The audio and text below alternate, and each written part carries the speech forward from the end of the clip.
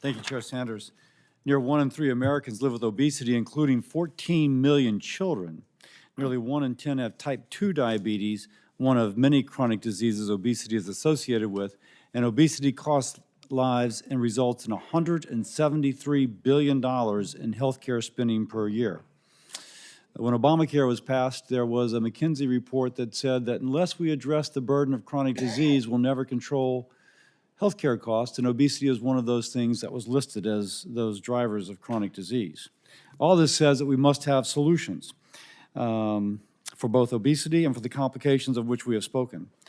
A great place to start is the nation's food supply and the changes in Americans' diet over decades. According to the Annals of Internal Medicine, 37% of adults consume an unhealthy diet. Now, I'm pleased to say that reducing obesity, particularly among children, is bipartisan. The incoming Trump administration is indicating that combating obesity, promoting healthy foods, is a top priority. Many of President Trump's concerns around food transparency are echoed by Democratic colleagues, including Chair Sanders.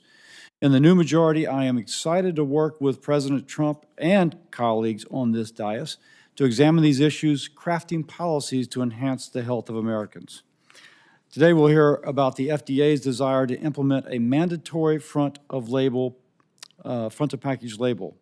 Now, it's out of ordinary that we are holding a hearing before FDA has even released a formal proposal, but it's an important conversation.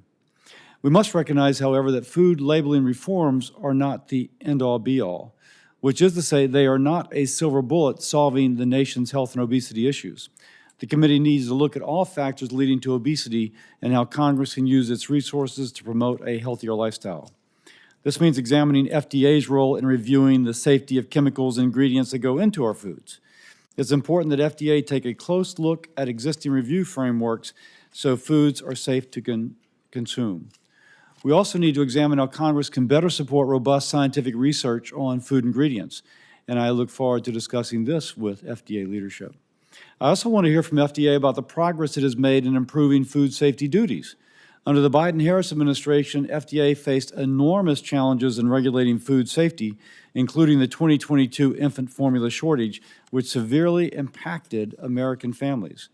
These challenges led FDA to complete the largest reorganization in its history, and it's important that Congress provide oversight. Beyond FDA, we know that the National Institutes of Health, NIH, habitually underfunds nutrition and obesity research despite its overwhelming impact on the health of our country and impact on related medical conditions.